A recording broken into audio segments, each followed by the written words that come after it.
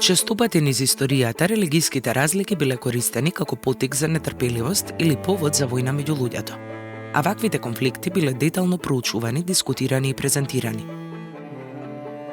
За разлика од нив, историјата има и многу примери на верски соживот и почит, кои не се толку проучувани и истакнувани, а сепак овие приказни се уникатни, убави и поучни.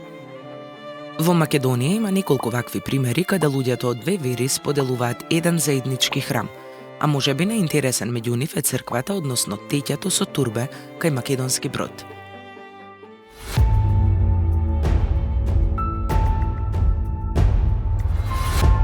Во науката не е целосно докажано дали светилиштето првобитно било црква или теќа. Според христијаните, на тоа место во средниот век постоела црква Свети Никола. А според муслиманите, светилиштето било изградено како теќа кон крајот на 14 и 15 век од страна на Хадр Баба. Интересно е што и кај муслиманите, и кај христијаните постојат две верзии на една иста приказна, која раскажува за еден мистериозен старец со бела брада седнат во блиската шума, кого селаните го замолиле за помош и тој ги спасил од шумата која пустошела во тој крај.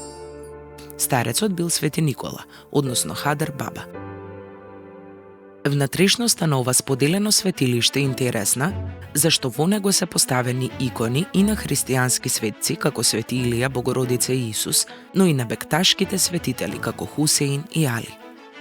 Најчесто своите ритуали и духовни молитви христијаните и муслиманите од регионот тука ги вршат одвоено, но за време на празникот Ѓурѓовден, односно Хдрелез, двете заедници се таму заедно и по молитвите споделуваат заедничка трпеза, така наречена трпеза на љубовта.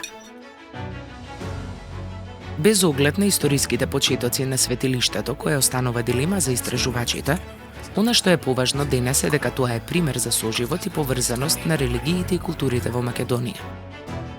Во текот на 20 век ова светилиште во неколку наврати било запоставено од институциите. Меѓутоа локалните жители од разни вери продолжувале да го посетуваат и да го одржуваат.